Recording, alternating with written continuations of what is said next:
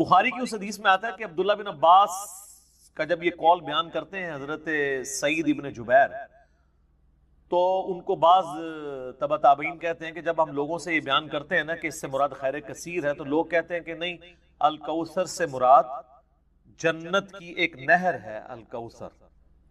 تو سعید ابن جبیر کہتے ہیں کہ جنت کی وہ نہر بھی تو خیر کثیر میں داخل ہے، حضور کو جو جنت کی نعمتیں ملیں گی وہ بھی کثرت کے ساتھ ملیں گی۔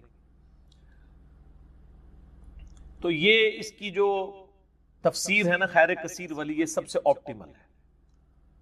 اس میں جو ہے وہ حوض کوثر بھی شامل ہے، جو صحیح مسلم میں حدیث ہے کہ نبی صلی اللہ علیہ وآلہ وسلم صحابہ میں بیٹھے تھے تو آپ کو اچانک ایک اونگ آئی، تھوڑی دیر بعد جب آپ کی آنکھ کھلی تو آپ مسکرا رہے تھے، اور پھر آپ نے کہا کہ ابھی ابھی اللہ تعالیٰ نے مجھ پہ یہ آیات نازل کی ہیں، بسم اللہ الرحمن الرحیم، یعنی آپ علیہ السلام نے بسم اللہ سے اسے سٹارٹ کیا، انا اعطیناک الکوثر فصل لربک وانحر ان شانئک ھو الابتر۔ اور پھر آپ نے فرمایا کہ جانتے ہو یہ الکوثر کیا ہے؟ تو صحابہ نے کہا اللہ اس کا رسول بہتر جانتے ہیں۔ تو آپ صلی اللہ علیہ وآلہ وسلم نے فرمایا یہ جنت میں ایک نہر ہے جو مجھے اللہ تعالیٰ نے عطا فرمائی ہے، اور اس کے کنارے کی جو مٹی ہے وہ کستوری سے زیادہ خوشبودار ہے، اور اس کے برتن آسمان کے ستاروں کے برابر ہیں۔ اور صحیح بخاری میں آتا ہے کہ شب معراج جب نبی علیہ السلام جنت میں سیر کر رہے تھے تو وہاں آپ کو ایک نہر دکھائی گئی، اور جبرائیل علیہ السلام نے کہا کہ یہ وہ الکوثر ہے جو آپ کو اللہ تعالیٰ نے عطا کی ہے۔ اور آپ صلی اللہ علیہ وآلہ وسلم کے الفاظ ہیں بخاری مسلم دونوں میں کہ اس کا جو مشروب ہے وہ دودھ سے زیادہ سفید، شہد سے زیادہ میٹھا، اور اس کی خوشبو کستوری کی خوشبو سے زیادہ ہے، اور جو کوئی ایک دفعہ میرے حوض کوثر سے وہ مشروب پی لے گا اسے کبھی بھی پیاس نہیں لگے گی۔ جنت میں جو انسان کھائے پیے گا نا وہ بھوک کی وجہ سے نہیں، ذہن میں رکھیے گا، بھوک ایک عیب ہے، پیشاب ایک عیب ہے، نیند ایک عیب ہے، اسی لیے یہ تینوں چیزیں جنت میں نہیں ہیں۔ جنت میں انسان کھائیں گے لذت لینے کے لیے، پیشاب نہیں ہوگا، بخاری مسلم میں الفاظ ہیں خوشبودار ڈکار آئے گی، سارا کھانا ہضم۔ تو جنت چونکہ نعمتوں کا نام ہے، کوئی کمزوری نہیں، وہاں پہ نیند بھی نہیں ہے۔ یہاں پہ تو ہم نیند کیوں یوز کرتے ہیں؟ تاکہ ہم نیکسٹ 24 گھنٹے میں پرفارم کر سکیں، یہ بلکہ بیٹری چارج ہوتی ہے۔ وہ میری خالہ جو ہے نا وہ بڑے پیارے الفاظ استعمال کرتی ہیں، ان کی بیٹیاں جب چھوٹی تھی نا تو سوئی ہوتی تھی نا تو کون سے پوچھتا تھا بیٹیاں کہتے ہیں چارجنگ تے لائی ہیں، کیونکہ بچے جب اٹھتے ہیں نا پھر تو آپ ان کو سنبھال بیٹھے، جب تک یہ سونا نہ جائیں سکون نہیں آتا۔ تو وہ جو سوتے ہیں نا وہ چارجنگ پہ لگے ہوئے ہوتے ہیں، پھر جیسے صبح انہوں نے اٹھنا ہے نا ایٹھلی اوپرلی کر دینی ہے۔ تو قیامت میں جنت والے دن آپ کو جنت میں چارجنگ کی ضرورت نہیں ہے، بلکہ نیند وہاں پہ ضرورت ہی نہیں، اللہ تعالیٰ نے ویسے ہی انسان کو اتنی انرجی دی ہوئی ہوگی۔ تو لہٰذا آپ علیہ السلام کا جو فرمان ہے نا کہ جو ایک بار پیے گا وہ کبھی پیاسا نہیں ہوگا، تو کسی کے ذہن میں خیال آ سکتا ہے کہ پیاسا نہیں ہوگا تو پھر پانی کی لذت کیا؟ وہ اللہ تعالیٰ نے جنت کی نعمتوں میں لذت ہی اتنی رکھی ہے کہ انسان لذت کی وجہ سے اس کو استعمال کرے گا۔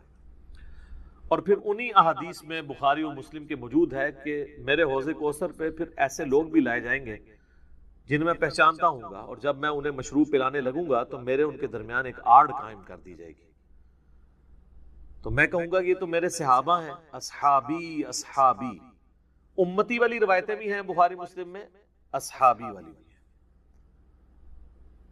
تو مجھے بتایا جائے گا کہ یا رسول اللہ آپ کو نہیں پتا آپ کے بعد انہوں نے دین میں بدعتیں جاری کر دی تھی اور الٹے قدم پھر گئے تھے، تو آپ صلی اللہ علیہ وآلہ وسلم فرماتے ہیں کہ پھر میں کہوں گا سحقا سحقا لمن غیر بعدی، ان پہ پھٹکار ہو، ان کو مجھ سے دور کر دو جنہوں نے میرے بعد میرے دین کو بدل دیا۔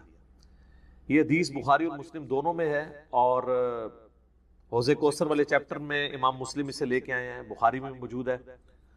اس حدیث پہ کامنٹس ہیں عبداللہ ابن ابی ملیکہ تابعی کے، وہ جب بھی حدیث بیان کیا کرتے تھے تو وہ کہا کرتے تھے اے اللہ ہم تجھ سے یہ دعا کرتے ہیں کہ تیرے نبی کی وفات کے بعد ان کے دل سے الٹے قدم نہ پھریں، آمین ثم آمین۔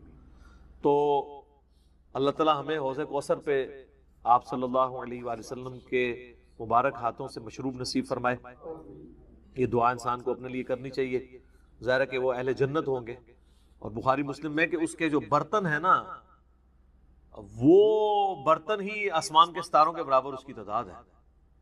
پورا ایک نقشہ کھینچا گیا۔ آپ مشکات کی 30 جلد میں حوض کوثر اور شفاعت والا چیپٹر نکالیں تو آپ کو وہ ساری احادیث مل جائیں گی۔ ترمذی اور ابن ماجہ میں ایک وہ حدیث بھی بڑی مشہور ہے جو حضرت انس بن مالک کہتے ہیں کہ یا رسول اللہ کیا آپ میری شفاعت کریں گے؟ تو آپ فرمایا میں کروں گا۔ تو یا رسول اللہ قیامت والے دن میں آپ کو کہاں تلاش کروں؟ تو آپ علیہ السلام فرمایا میزان عمل پہ آ جانا، جہاں میرے امتیوں کے نام مال تل رہے ہوں گے۔ یا رسول اللہ وہاں نہ پاؤں؟ تو فرمایا حوض کوثر پہ آ جانا۔ عرض کی وہاں پہ بھی نہ پاؤں؟ تو فرمایا پھر پل صراط پہ آ جانا۔ کہا وہاں پہ بھی نہ پاؤں؟ تو آپ فرمایا میں ان 3 جگہوں کے سوا کہیں اور نہیں ہوں گا، یا میں حوض کوثر پہ ہوں گا اپنے پیاسی امتیوں کو مشروب پلا رہا ہوں گا، یا پھر میزان عمل پہ ہوں گا شفاعت کے لیے، یا پھر میں پل صراط پہ ہوں گا اپنے امتیوں کے لیے سلامتی کی دعا کرنے کے لیے۔ تو یہ 3 جگہیں ہیں جہاں پہ آپ صلی اللہ علیہ وآلہ وسلم کو قیامت والے دن تلاش کیا جا سکتا ہے انشاءاللہ تعالی۔ تو یہ حوض کوثر میں وہ خیر کثیر جو ہر طرح کی آپ کو عطا کی گئی وہ بھی شامل ہے، اور اسپیسیفکلی حوض کوثر جو ہے وہ بھی، حتیٰ کہ جو بخاری اور مسلم میں حدیث ہے، آپ نے اپنی وفات سے 1 مہینے پہلے خطبہ دیا تھا غزوہ احد کے شہداء پر، جو آپ نے نماز جنازہ دوبارہ پڑھی تھی 8 سال بعد۔ اس میں الفاظ ہیں، آپ نے فرمایا کہ میرا ممبر جو ہے وہ حوض کوثر پہ لگا ہوا ہے۔ یہ والے جو الفاظ ہیں یہ دوسری حدیث میں، کیونکہ وہاں پہ ممبر نہیں تھا، یہ الفاظ ہیں بخاری اور مسلم کی وہ حدیث کہ میرے گھر سے میرے ممبر سے میرے گھر تک جنت کے ٹکڑوں میں سے ایک ٹکڑا ہے ریاض الجنہ، اس میں الفاظ ہیں اور میرا ممبر جو ہے وہ حوض کوثر پہ لگا ہوا ہے۔ یعنی آپ علیہ السلام وہ دیکھ رہے تھے حوض کوثر کا منظر، ٹائم میں گزار کے آپ کو دکھایا گیا۔ وہ جو بخاری مسلم کی وہ والی حدیث ہے عقبہ بن عامر والی، جو شہداء احد پہ آپ نے 8 سال بعد جنازہ پڑھا اپنی وفات سے 1 مہینہ پہلے، اور عقبہ ابن عامر کے الفاظ ہیں یہ آخری دفعہ میں نے رسول اللہ کو ممبر پہ دیکھا ہے، اس کے بعد میں نے آپ کو نہیں دیکھا۔ تو اس میں الفاظ ہیں، آپ نے فرمایا کہ میں اپنے حوض کوثر کو اس وقت بھی دیکھ رہا ہوں، اور دیکھنا میرے بعد جو ہے وہ مجھے تم سے یہ خطرہ نہیں کہ تم شرک میں مبتلا ہو جاؤ گے، بلکہ مجھے خطرہ ہے کہ تم دنیا کے مال میں پڑ جاؤ گے اور پھر اس کی لالچ میں ایک دوسرے کو قتل کرو گے اور تم بھی تباہ و برباد ہو جاؤ گے جس طرح اگلی قومیں تباہ و برباد ہوگی۔ تو اس میں بھی حوض کوثر کے الفاظ موجود ہیں۔ اور پھر میرے ایک کربلا والے ریسرچ پیپر میں بھی آپ کو پتہ ہے ایک حدیث ہے جو میں نے حوض کوثر کا ذکر اس حدیث کے اندر بھی موجود ہے، جب وہ سنن ابی داؤد کی ایک حدیث ہے نا، وہ عبید اللہ ابن زیاد کے پاس ایک وہ آتا ہے، ہاں یہ ابو داؤد کے اندر 4749 ہے۔ ابو طالو تابعی کہتے ہیں کہ میں ابو برزہ کو میں نے دیکھا کہ وہ گورنر یزید عبید اللہ ابن زیاد کے پاس آئے جبکہ وہ دسترخوان پر تھا، تو اس نے ابو برزہ کو آتے ہوئے دیکھا اور کہا کہ یہ تمہارا ٹھگنا محمدی ہے۔ استغفر اللہ، ان کا قد چھوٹا تھا تو ان کا اے گینڈا محمدی، یعنی محمدی اس نے اس لیے کہا کہ وہ حضور کا صحابی تھا۔ تو یہ کتنی سخت توہین کی عبید اللہ ابن زیاد نے۔ یہ وہی خبیث ہے جس کے بارے میں بخاری میں 3748 نمبر حدیث ہے، جس میں امام بخاری نے حسین کے ساتھ علیہ السلام لکھا ہے کہ یہ حضرت حسین کے حسن میں کلام کرنے لگا، تو انس بن مالک نے کہا کہ رسول اللہ کے سب سے زیادہ مشابہت رکھنے والے حسین تھے۔ یہ وہی عبید اللہ ابن زیاد ہے۔ تو یہ صحابہ کے گستاخ ہیں، آل امیہ ہیں، یہ بنو امیہ کے خدمت گار۔ تو اب آپ دیکھیں جب اس نے یہ بات کی نا، تو حضرت ابو برزہ اس کی طنزیہ بات کو سمجھ گیا۔ آپ نے فرمایا مجھے گمان نہیں تھا کہ میں ایسے لوگوں کے دور حکومت تک زندہ رہوں گا جو مجھے رسول اللہ کی صحبت پر آر دلائیں گے، کہ میری زندگی میں یہ وقت بھی آنا ہے کہ رسول اللہ کی وجہ سے ہمیں پوری دنیا پہ غلبہ ملا، اور اس غلبے کی حکومت کو جو لوگ انجوائے کر رہے ہیں عرب کے بدو، یہ رسول اللہ سے میری نسبت میں مجھے آر دلائیں گے۔ کہ مجھے کہہ رہے ہیں کہ ٹھگنا محمدی، یعنی پنجابی سے کہتے ہیں گینڈا محمدی، نعوذ باللہ. تو اب اس نے فوراً پینترا بدلا، وہ کہنے لگا کہ محمد صلی اللہ علیہ وسلم کی صحابیت تمہارے لیے باعث زینت ہے، آر کا سبب نہیں. پھر کہنے لگا کہ میں نے تمہیں اس لیے بلوایا ہے کہ تم سے حوض کوثر کے بارے میں پوچھوں، کیا تم نے رسول اللہ سے اس کے بارے میں کچھ سنا ہے؟ تو ابو برزہ نے فرمایا ہاں، نہ ایک بار، نہ 2 بار، نہ 3 بار، نہ 4 بار، نہ 5 بار، میں نے کئی مرتبہ رسول اللہ صلی اللہ علیہ وآلہ وسلم سے حوض کوثر کے بارے میں سنا، اور جو حوض کوثر کو نہ مانے اللہ تعالیٰ اسے اس کا پینا نصیب ہی نہ فرمائے. اور پھر سیدنا ابو طالوت کہتے ہیں کہ سیدنا ابو برزہ رضی اللہ تعالیٰ عنہ غصے کی حالت میں وہاں سے تشریف لے گئے. انہوں نے بدعا دی کہ جو حضور کے حوض کوثر کو نہیں مانتا اللہ تعالیٰ اس کو حوض کوثر نصیب ہی نہ کرے.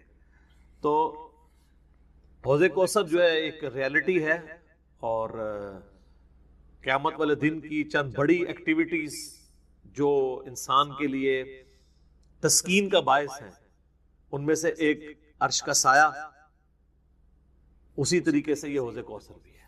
اس گرمی کے اندر اللہ تعالیٰ کی نعمتوں میں سے بڑی نعمت ہے، ہم سب کو نصیب فرمائے، آمین ثم آمین. ٹھیک ہو گئی؟ اب میرے بھائیو جو یہ آیت مبارکہ آ رہی ہے نا، سورۃ النساء کی آیت نمبر 48، یہ متقاضی ہے کہ ہم بقیہ ساری گفتگو اسی کانٹیکسٹ میں کریں. یہ قرآن حکیم کی اگر میں کہوں نا سب سے کریٹیکل آیت ہے، تو میرا یہ دعویٰ غلط نہیں ہوگا. کائنات کی سب سے بڑی حقیقت کو آشکار کرنے والی یہ آیت مبارکہ ہے، تو یہ میرا دعویٰ غلط نہیں ہوگا. سورۃ النساء کی آیت نمبر 48 سورۃ النساء میں 2 دفعہ ریپیٹ ہوئی ہے، تھوڑے سے الفاظ کے فرق کے ساتھ. ایک 48 نمبر پہ اور اس کے بعد 116 کے اوپر جا کے یہ آیت آئے گی. شروع کے الفاظ سیم ہیں، بعد والے جو ہیں وہ تھوڑا سا فرق ہے. میں وہ دونوں آیات پڑھ دیتا ہوں اور اس کے اوپر پھر انشاءاللہ تفصیلی ڈسکشن کرتے ہیں. پہلے اس آیت مبارکہ کو ہم پڑھ لیں. ان اللہ لا یغفر ان یشرک بہ، بے شک اللہ اس گناہ کو تو کبھی معاف نہیں کرے گا کہ کوئی شخص اس حال میں اللہ کے حضور قیامت کے دن پیش ہوا کہ وہ دنیا میں شرک کرتا ہوا. دنیا میں معاف کر دے گا اگر کسی نے معافی مان لی، یہ آخرت کی بات ہو رہی ہے. وَيَغْفِرُ مَا دُونَ ذَلِكَ لِمَن يَشَاءُ، اس کے علاوہ جتنے بھی گناہ ہیں جس کے لیے چاہے گا معاف کر دے گا. وہ بھی اوپن لائسنس نہیں ہے، جس کے لیے چاہے گا معاف کر دے گا، لیکن امید ہے کہ وہ قابل معافی ہیں. لیکن شرک ایسا گناہ ہے جو اللہ بھی معاف نہیں کرے گا. اب کوئی کہے کہ جی اللہ کی یہ قدرت کی نفی نہیں ہو جاتی، ان اللہ علی کل شیء قدیر ہے، تو اللہ یہ کیوں کہہ رہا ہے کہ میں شرک بھی معاف نہیں کروں گا؟ اللہ تو شرک معاف کر سکتا ہے، ہم یہ جملہ بھی نہیں بولیں گے کہ کر سکتا ہے. اس لیے لا تبدیل لکلمات اللہ، جو اللہ کی وعیدیں ہیں نا وہ اللہ کے فیصلے ہیں. یہ بہت سخت معاملہ ہے، اللہ کے کلمات نہیں بدلتے. تو اللہ تعالیٰ نے یہ اپنی ڈیسٹنی میں چیز مقرر کر دی ہے کہ میں نے مشرک کو کسی صورت بھی بخشنا نہیں ہے، اس کے لیے جنت نہیں ہے. ہاں اس کے علاوہ کوئی گناہ ہے وہ جس کے لیے چاہے گا معاف کر دے گا، اور وہ بھی اوپن لائسنس نہیں ہے. اور اس میں آپ کو ایک گناہ کے حوالے سے بتا دوں، سنن نبی داؤد میں حدیث ہے، نبی صلی اللہ علیہ وآلہ وسلم نے فرمایا کہ 2 گناہ ایسے ہیں جو اللہ تعالیٰ کبھی معاف نہیں کرے گا، باقی ہر گناہ معاف کر دے گا. ایک شرک اور دوسرا کسی مؤمن کا قتل ناحق. یہ جو اس میں ایک اشارہ تھا نا کہ اس کے علاوہ ہر گناہ چاہے گا، جس کے لیے چاہے گا معاف کر دے گا، تو اس کا کیا مطلب ہے؟ جس کے لیے نہیں چاہے گا نہیں معاف کرے گا. تو اس میں بھی اشارہ موجود ہے، کوئی ایسی چیز بھی ہے کہ جو اللہ تعالیٰ جس پہ گرفت کر سکتا ہے، اور وہ ہے قتل ناحق کسی مؤمن کا. تو اب مجھے بتائیں، جنہوں نے حسین ابن علی اور ان کے ساتھیوں کو ناحق قتل کیا، وہ کس امید پہ بیٹھے ہوئے ہیں؟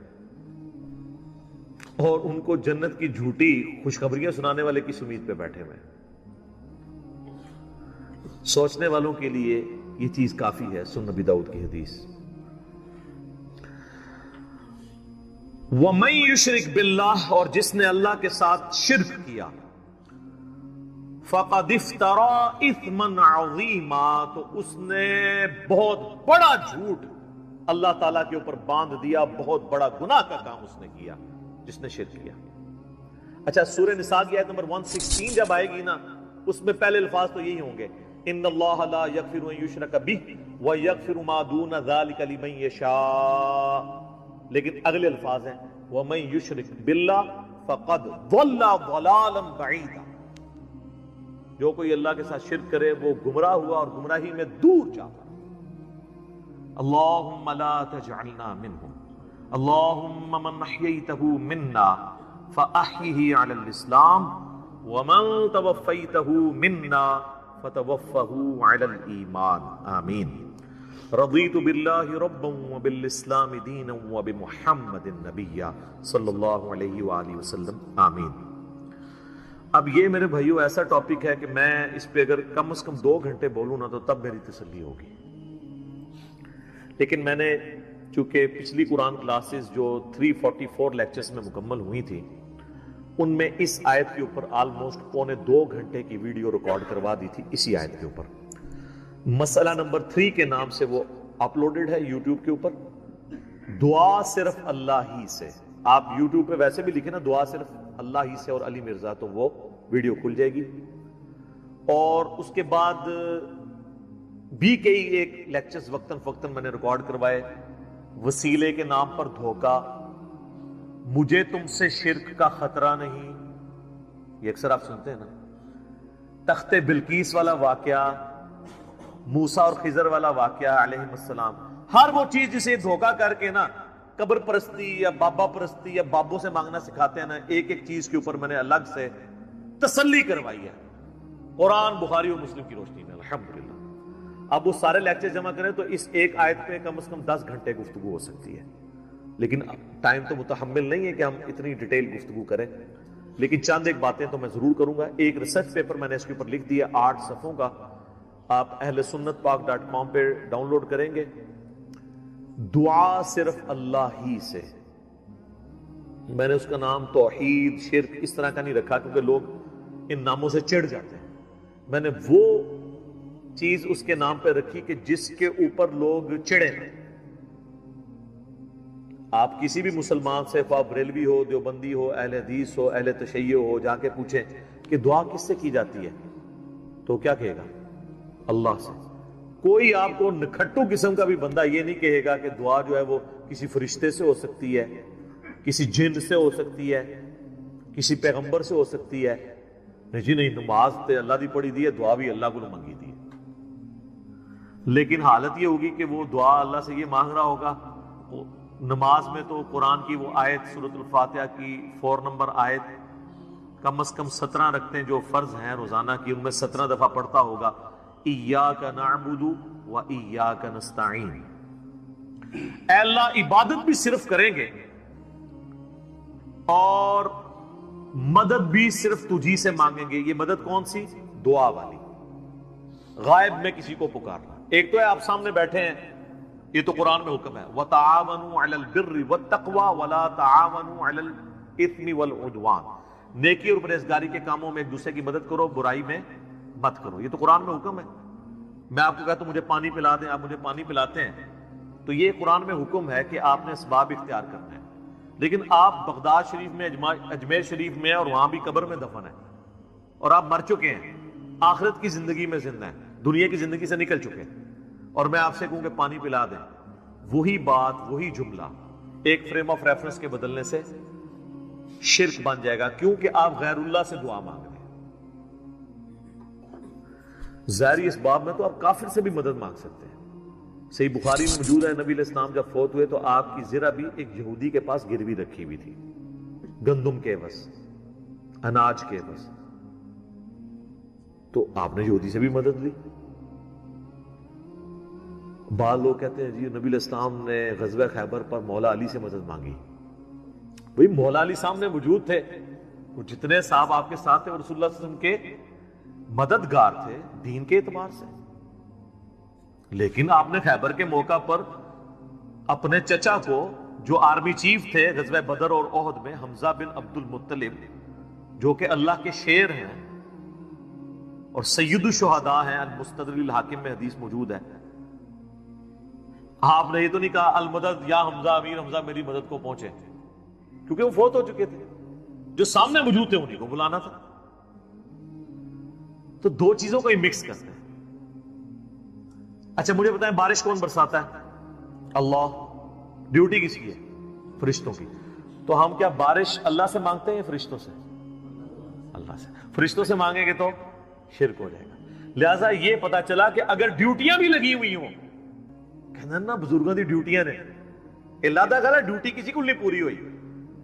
جس مزار دا کہنا نا ڈیوٹی ہے، سارے چرسی پوڈری افیمی اسی مزار تے بیٹھے ہوندے نے، اپنے مزار دے ہوتے ڈیوٹی نہیں پوری ہو رہی انہاں کو. چلے ڈیوٹی لگی بھی ہو پھر بھی آپ پکار نہیں کسی کو سکتے. یہ جھگڑا نہیں ہے کہ مولا علی علیہ السلام مشکل کشا ہیں یا نہیں، شیخ عبد القادر جیلانی رحمت اللہ علیہ مشکل کشا ہیں یا نہیں. یہ تو جھگڑا ہی نہیں ہے. جھگڑا یہ ہے کہ اگر یہ ہو بھی تب بھی مرنے کے بعد، اس دنیا کی زندگی سے جانے کے بعد، آپ ان سے کمیونیکیشن نہیں کر سکتے، نہ کسی فرشتے سے، نہ کسی جن سے، نہ کسی پیغمبر سے. اور اگر آپ ظاہری اسباب کی بات کرتے ہیں تو سب سے بڑا مشکل کشا ظاہری اسباب میں اس کائنات میں انسانوں کے لیے سورج. سورج ختم ہو جائے سارے انسان مر جائیں گے، چاہے کوئی بزرگ ہے یا غیر بزرگ ہے، چاہے مسلمان ہے یا کافر ہے، فارغ. سورج ختم، زمین اپنی نباتات نہیں پیدا کر سکتی فوٹو سنتھسس کے ذریعے جو کرتی ہے. جب زمین اگانا چھوڑ دے گی تو اگر آپ جانور بھی کھائیں گے تو کتنا عرصہ.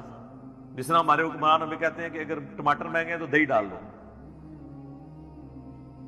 تو اگر زمین اگانا چھوڑ دے تو ہم جانور کھائیں گے تو کتنا عرصہ، مچھلیاں کھائیں گے تو کتنا عرصہ، وہ بھی ساری مر جائیں گی ہمارے کھانے سے پہلے ہی. دنیا پہ موسموں کا تبدیل ہونا، ہواؤں کا چلنا، ہر زندہ چیز کی خوراک یہ ایک سورج کے اوپر ڈیپینڈنٹ ہے. تو پھر سب سے بڑا مشکل کشا کون ہوا؟ سورج. آج تک کسی کافر نے بھی کہا ہے المدد یا سورج میری مدد فرمائیے، ہمیں کبھی وہم بھی نہیں آتا. سورج کی برکت سے ہی گلیشیئرز کا پانی پگھل کے دریاؤں میں آتا ہے. زمین کے نیچے بھی دریا چلتے ہیں، زمین کے اوپر بھی، جس پانی سے ہم لوگ زندہ ہیں. اور وہ گلیشیئرز تک پانی پہنچنا بھی سورج کی وجہ سے ہے، کیونکہ سورج ویپوریٹ کرتا ہے سمندر کے پانی کو، وہ ہواؤں اور بادلوں کی شکل میں ہم پر بارش کی شکل میں اور پہاڑوں پہ برف کی شکل میں برستی ہے. ورنہ یہ کروڑوں ٹن پانی اگر سمندر سے شفٹ کرنا پڑے اس کا نمک نکال کے گلیشیئر کے اوپر، پوری انسانیت قیامت تک بھی لگی رہی، یہ نہیں کر سکتی. جو کہتے ہیں نہیں خود بخود ہو رہا ہے، اور جو کام کرنے سے نہ ہو وہ خود بخود کیسے ہو سکتا ہے؟ جب تک آپ اس کے پیچھے ڈیوائن سورس نہ مان لیں. God is the only explanation of all the physical phenomena in this universe. خدا ہی وضاحت ہے اس کائنات میں ہونے والے ہر فزیکل فینامنا کے پیچھے، وہ ڈیوائن سورس ہے. ڈیوٹی لگائی دی. 15 ارب سال سے سورج چل رہا ہے، اس میں فیول کون ڈال رہا ہے؟ اسے کان سے پکڑ کے کون چلا رہا ہے؟ سورج کو خود بھی نہیں پتا کہ وہ کیا کر رہا ہوگا. لیکن سورج کو ہم کیا مشکل کشا مانتے ہیں؟ حالانکہ ساری مشکلیں ہماری وہی حل کر رہا ہے. ہم کہتے ہیں سبب ہے، پھر بھی نہیں پکارتے. اتنے بڑے سبب کو آپ پکار نہیں رہے تو بابے کدھر سے آ گئے؟ بابے تو خود آپ کے نذرانوں پہ چلتے ہیں. کھانا کھا لیں تو انہیں ٹوائلٹ کی ضرورت پڑ جاتی ہے. اور جو کوئی کہتا ہے نا میں سمندر، دریا یا زلزلہ روک سکتا ہوں، وہ اپنا پیشاب کو روک کے بتا دے. نہیں. وہ پچھلے دنوں ایک انڈیا کے وہ مولانا صاحب کی ویڈیو بھی اپلوڈ ہوئی تھی نا کہ شیخ عبد القادر جیلانی کی مجلس میں ایک وقت کے بہت بڑے ولی بیٹھے تھے، اس دوران انہیں پیشاب آ گیا اور شدت شدید تھی. روک لیتے نا، انہیں خود مان لیا کہ بزرگ نہیں پیشاب روک سکتے. وہ کہتے ہیں عبد القادر جیلانی نے اینڈ جناب چادر سٹی انہوں نے جا کے ڈگی تھے، پھر کسی میدان پہنچ گئے تھے، فارغ ہو کے واپس آئے. تو روک لیندے نا، اس میں الفاظ ہیں. وہ کہتے ہیں وہ بہت بڑے ولی اللہ تھے، پیشاب نہیں رکا. نہیں رک سکتا سر، نہ. انسان بہت کمزور ہے، کھانا نہ کھائے زندہ نہیں رہ سکتا، محتاج ہے. سورۃ المائدہ کی آیت نمبر 72 میں آیا عیسیٰ اور ان کی ماں روٹی کے محتاج تھے. اگر عیسیٰ اولو العزم پیغمبر محتاج ہیں کھانا کھانے کے اور ان کی ماں سارے بزرگوں سے بڑی بزرگ ولیہ مریم بنت عمران وہ روٹی کی محتاج ہیں تو بابوں کی کیا اوقات ہے؟ اللہ کی یاد لا الہ الا انت سبحانک انی کنت من الظالمین سورۃ الانبیاء میں آیا اور اللہ تعالیٰ نے فرمایا سورہ الصفات میں کہ اگر یونس اس دعا کے ساتھ ہمیں یاد نہ کرتا ہائے ہائے تو پھر اسی دن مچھلی کے پیٹ سے نکالا جاتا جس دن کے مردے نکالے جائیں گے، یعنی قیامت تک، یعنی وہ مچھلی یونس کی قبر بن جاتی اگر وہ یہ دعا نہ کرتا. اس سے کئی رزلٹ نکلے. ایک تو رزلٹ یہ نکلا کہ یہ دعا اللہ کو اتنی محبوب ہے کہ وہ اللہ جس کا جلال اتنا ہے کہ وہ اپنے پیغمبر کو بھی کہہ رہا ہے کہ تو نے قیامت والے دن ہی نکلنا تھا، کہ مجھے اتنا غصہ ہے تیرے اوپر، گناہ کے اوپر نہیں لغزش کے اوپر، وہ غصہ بھی ٹھنڈا ہو گیا. اس لیے میں کہتا ہوں سب سے بیسٹ استغفار جو آئے ہیں ان میں سے ایک لا الہ الا انت سبحانک انی کنت من الظالمین ہے.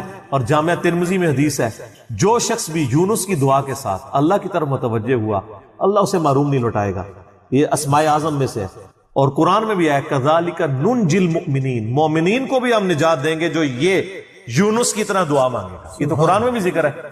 لا اچھا اس کی دیکھیں ترجمہ کتنا پیارا ہے، لا الہ الا انت، کوئی معبود نہیں سوائے تیرے، سبحانک اللہ تو تو غلطیوں سے پاک ہے، انی کنت من الظالمین میں تو انسان ہوں، غلطیاں کروں گا. یار اس سے بہتر انداز ہو سکتا ہے کہ یا اللہ تو تو غلطی اس لیے نہیں کرتا کہ تو پاک ہے، تو پاک تو صرف تو ہے، مخلوق تو اس لیول پہ پاک ہو نہیں سکتی. اس لیے ورنہ تو ہم مخلوق کو بھی سبحان پیغمبروں کے ساتھ بھی لگا رہے ہوتے ہیں. انسان جتنا بھی پرفیکٹ ہو پاک نہیں ہو سکتا. انبیاء کو اللہ نے گناہوں سے پاک کیا ہے، لغزشیں ان سے بھی ہوئی ہیں.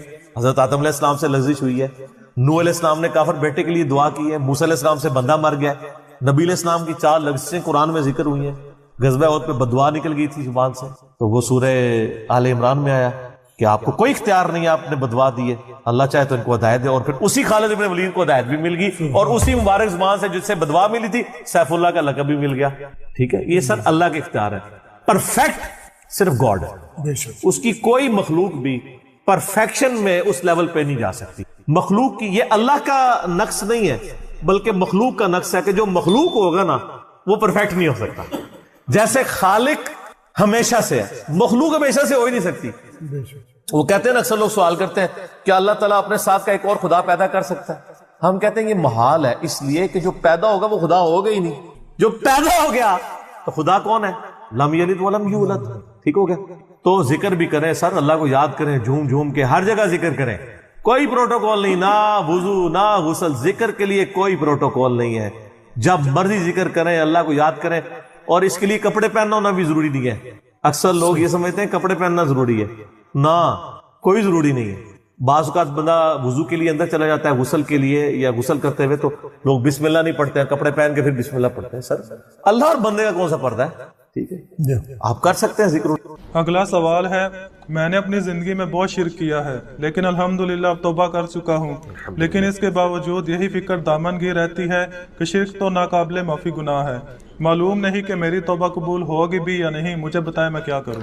آپ سب سے پہلے تو اس طرح کے خیالات سے توبہ کریں جو آپ کر رہے ہیں. ٹھیک ہے، اس کی وجہ یہ ہے کہ سورہ التوبہ کی آیت نمبر 70 میں اللہ تعالیٰ نے فرمایا کہ جو شخص توبہ کر لے سچے دل کے ساتھ، اور اس سے پہلے بڑے بڑے گناہوں کا ذکر ہوا ہے، ان میں سے ایک شرک بھی. بلکہ اب یہ کریٹیکل سوال ہے تو میں یہ آیت پڑھ کے بھی بتا دیتا ہوں. پارہ نمبر 19 کے اندر جا کے سورہ الفرقان کی آیت نمبر ہے یہ 70. اعوذ باللہ من الشیطان الرجیم، بسم اللہ الرحمن الرحیم. ہاں جی یہ آ گیا، والذین لا يدعون مع اللہ الہا آخر. یعنی اللہ تعالیٰ اہل ایمان کی نشانی بتا رہا ہے کہ وہ ایسے لوگ ہیں کہ وہ اللہ کے ساتھ کسی اور کو الہ کے طور پر نہیں پکارتے. ولا يقتلون النفس التي حرم اللہ الا بالحق، اور کسی جان کو ناحق قتل نہیں کرتے. ہاں بفتوی شریعت والا معاملہ علیحدہ ہے، یعنی قتل کے بدلے قتل، وہ بھی گورنمنٹ کا جوڈیشری کا کام ہے، آپ نے خود نہیں کرنا. ولا یزنون، نہ زنا کرتے ہیں. ومن یفعل ذلک یلقى اثاما، جو کوئی یہ 3 گناہ کرے گا ان قریب ان کا عذاب چکھ لے گا. کون سے 3 بڑے گناہ گنوائے گئے ہیں؟ نمبر 1 اللہ کے ساتھ شرک، نمبر 2 قتل ناحق، اور نمبر 3 زنا. حتیٰ کہ بخاری مسلم میں ایک حدیث ہے کہ نبی علیہ السلام سے جب بڑے بڑے گناہوں کے بارے میں پوچھا گیا نا تو آپ نے یہی 3 گناہ گنوائے اور پھر آپ نے کہا قرآن پڑھ کے دیکھو. یعنی نبی علیہ السلام بھی اپنی بات کی دلیل میں قرآن پیش کرتے ہیں. ماشاءاللہ تعالی. والذین لا يدعون مع اللہ الہا آخر ولا يقتلون النفس التي حرم اللہ الا بالحق ولا يزنون ومن يفعل ذلك يلقى اثاما يضاعف له العذاب يوم القیامة ويخلد فيه مہانا. جو یہ 3 گناہ کرے گا اس کے لیے عذاب دگنا کر دیا جائے گا قیامت میں اور وہ ذلیل و خوار کر کے آگ میں یعنی جھونکا جائے گا. الا من تاب. ہاں اگر کوئی ان گناہوں سے توبہ کر لے. کون سے؟ نمبر 1 شرک، نمبر 2 قتل نہ حق، اور نمبر 3 زنا. وآمن وعمل عملا صالحا، اور ایمان لے آئے، یعنی ایمان تو پہلے بھی ہوگا نہیں، صحیح والا ایمان، اور نیک عمل کرے. فاولئک یبدل اللہ سیئاتہم حسنات، تو پھر ایسے شخص کے گناہوں کو بھی اللہ تعالیٰ نیکیوں سے بدل دے گا. صرف معافی نہیں سر، جتنے بڑے بڑے گناہ تھے اسی لیول کی بڑی بڑی نیکیاں. وَكَانَ اللَّهُ غَفُورًا رَحِيمًا، اور اللہ تعالیٰ تو بخشنے والا مہربان ہے. وَمَن تَابَ وَعَمِلَ صَالِحًا، جو کوئی توبہ کرے اور نیک اعمال کرے، فَإِنَّهُ يَتُوبُ إِلَى اللَّهِ مَتَابًا، تو اللہ تعالیٰ کہتا ہے کہ میرے ذمہ ہے اس کی توبہ کو قبول کرنا. یعنی اللہ تعالیٰ نے اپنے اوپر خود سے واجب کیا، حالانکہ اللہ تعالیٰ کسی چیز کا پابند نہیں ہے کہ جو میری طرف رجوع لائے گا میں اسے ضرور معاف کروں. تو اگر کسی شخص کو اس طرح کا وہم آتا ہے نا، اور یہ وہم اس لیے بھی آ رہا ہوتا ہے، بعض اوقات لوگ یعنی اس کا ترجمہ کرتے ہوئے بالکل لفظی ترجمہ کر رہے ہوتے ہیں. قرآن حکیم کی آیات چونکہ پورے کانٹیکسٹ کے ساتھ ہوتی ہیں، بیک گراؤنڈ میں آیات نازل ہوئی ہوتی ہیں، لہٰذا میں جب بھی ان آیات کا ترجمہ کرتا ہوں نا، جب اسپیسیفکلی شرک کو ایڈریس کر رہا ہوتا ہوں، میرا لیکچر نمبر ہے مسئلہ نمبر 3 دعا صرف اللہ ہی سے، اور سچ پیپر بھی ہے اس کے اوپر، تو ہم یہ ترجمہ جو ہے نا یہ آیت ان اللہ لا یغفر ان یشرک بہ، بے شک اللہ اس گناہ کو کبھی معاف نہیں کرے گا کہ کوئی شخص اللہ کے حضور قیامت والے دن اس حال میں پیش ہوا کہ اس نے دنیا میں شرک کیا ہوا، یعنی بغیر توبہ کے وہ مرا. وَيَغْفِرُ مَا دُونَ ذَلِكَ لِمَن يَشَاءُ، اور شرک کے علاوہ ہر گناہ معاف کر دے گا، وہ بھی اوپن لائسنس نہیں، جس کے لیے چاہے گا. یعنی جو شخص شرک سے توبہ کیے بغیر گیا نا، اس کی تو توبہ ہے ہی نہیں قیامت. ہاں دنیا میں کر گیا وہ معاملہ علیحدہ ہے، قیامت میں اللہ سے اس حال میں ملا کہ اس نے دنیا میں شرک کیا ہوا اور توبہ نہیں کی، تو اللہ تعالیٰ اس کا گناہ معاف نہیں. وَمَن يُشْرِكْ بِاللَّهِ فَقَدْ ضَلَّ ضَلَالًا بَعِيدًا، جو کوئی شرک کرتا ہے وہ گمراہی میں دور جا پڑا. وَلِعَوْذُ بِاللَّهِ تَعَالَى. دنیا میں تو میرے بھائی جامعہ ترمذی میں حدیث ہے، نبی علیہ السلام نے فرمایا موت کے غرغرے سے پہلے اللہ تعالیٰ توبہ قبول کرے. موت کے غرغرے سے مراد ہے نزع کا عالم طاری ہونے سے پہلے. جب کسی کو موت نظر آ گئی نا اب وہ توبہ نہیں کر سکتا. تو قرآن حکیم میں ہے نا، فرعون جب ڈوبنے لگا تھا تو اس نے کیا کہا تھا، میں ہارون اور موسیٰ کے رب پر ایمان لاتا ہوں، بنی اسرائیل کے رب پہ. تو اللہ تعالیٰ نے کیا فرمایا تھا، الآن اب لایا ایمان. حالانکہ ایمان تو لے آیا تھا، وہ غرغرہ تو وہ لے ہی رہا تھا نا، غوطہ تو کھا رہا تھا نا. تو موت کے غرغرے سے مراد ہے نزع کا عالم طاری ہونے سے پہلے. اور اس میں ایک پوائنٹ کئی دفعہ ہائی لائٹ کر چکا ہوں، یہاں پہ بھی کر دوں. اگر آپ کو کسی شخص کے بارے میں یہ پتا چل جائے نا کہ اس کو لا علاج بیماری لگ چکی اور وہ اب کچھ عرصے میں ایکسپائر ہو جائے گا، جیسے کینسر ہے، یعنی ہم نے یہ لرن کر لیا نا کہ کینسر جب 3rd سٹیج کے اوپر پہنچ جاتا ہے تو وہ انسان بچتا نہیں. جس شخص کو کینسر ہوا ہے یا سپوز اس کے گردے فیل ہو گئے یا دل بالکل ایج پہ پہنچ چکے، ایسے لوگوں کو یعنی پاکستان انڈیا میں تو لوگ چھپاتے ہیں کہ پہلے ہی نہ کہیں مر جائے. وہ سن کے کتنی ران کن بات ہے کہ مسلمان جس کے لیے موت ایسٹ ہونی چاہیے، چلو کافر کو تو سمجھ آتا ہے، اس نے تو دنیا ہی کبائی ہے نا، مسلمان بھی یعنی مرنے سے پہلے مر جاتے ہیں موت کا سن کے. ایسا تو نہیں ہونا چاہیے اصولاً. اور یہ ٹانٹ اللہ نے قرآن پاک میں یہودیوں کو دی ہے سورہ جمعہ کے اندر، کہ کہتے ہیں نا اللہ کے بڑے چہیتے ہیں، ان کو کہو کہ تم موت کی تمنا کرو اگر تم سچے ہو. اگر تم اللہ کے چہیتے ہو تو پھر موت تو تمہارے لیے خوشخبری ہونی چاہیے، لائبلٹی نہیں ہونی چاہیے، ایسٹ ہونی چاہیے. اب یہی تان ہمیں بھی آ رہا ہے، مسلمان کی حالت نہیں ہونی چاہیے، اس کو موت کا پتہ چلے تو جناب وقت سے پہلے ہی مرنے کی کوشش کرے. تو لیکن آپ یورپ امریکہ میں اگر کسی کو بیماری ہو نا، اس کو بتا دیا جاتا ہے کہ سر پلان کر لیں 6 مہینے ہیں، اور 6 مہینے بھی ان کے پلان ہے، وہ 6 سال بھی ہو سکتے ہیں، 6 گھنٹے بھی ہو سکتے ہیں، وہ تو اللہ کی مرضی ہے، وہ ایک ایسٹیمیٹ بتاتے ہیں. یہاں پہ لوگ چھپا لیتے ہیں. اس کا نقصان یہ ہے کہ نہ وہ اپنی لائف کو یعنی کوئی وراثت کے پوائنٹ آف ویو سے مینج کر سکتا ہے، اور سب سے بڑھ کے اسے توبہ کی طرف آپ کو لانا چاہیے. میں تو کہتا ہوں جی کسی کو کینسر ہو گیا ہے، ابھی اس میں موت کا غرغرہ نہیں آیا، کوئی کینسر ہوا ہے نا، پتہ نہیں کب مرنا ہے، ٹھیک ہے نا، نزع کا عالم بھی نہیں ہے، اس کو سب سے پہلے بتائیں کہ بھئی تمہیں لا علاج بیماری ہے، تمہاری ڈیتھ کسی بھی وقت ہو سکتی ہے، اللہ کی طرف رجوع لاؤ۔ سر اس نے پوری زندگی بھی عیاشی کی تھی نا، وہ اپنی آخرت مینج کر سکتا، وہ تو خیر کر سکتا ہے، ہمیں بھی اپنی آخرت مینج کرنی چاہیے۔ روزانہ مرنے سے پہلے توبہ کرنی چاہیے۔ روزانہ ہم مرتے ہیں نا، صحیح بخاری میں حدیث ہے نا، نبی علیہ السلام رات کو سوتے ہوئے کیا دعا مانگتے تھے؟ اللہم باسمک اموت و احیا، میں تیرے نام پر مرتا اور جیتا ہوں، یعنی سوتا اور جاگتا ہوں، کیونکہ صحیح بخاری میں حدیث ہے موت جو ہے وہ نیند کی بہن ہے۔ اور جب آپ صبح اٹھتے ہیں تو وہ بھی صحیح بخاری میں دعا ہے، الحمدللہ الذی احیانا بعد ما اماتنا والیہ النشور، تمام تعریفیں اس اللہ کے لیے ہیں جس نے مجھے مرنے کے بعد زندہ کیا، یعنی موت کے بعد زندہ، اور میں نے پلٹ کے اس کی طرف جانا ہے۔ تو رات کو سونے سے پہلے توبہ کریں، اور سب سے بیسٹ توبہ تو وہ بخاری مسلم میں حدیث ہے، جس نے رات میں سورۃ البقرہ کی آخری 2 آیات پڑھ لی اسے ہر چیز سے کفایت کر جائیں گی۔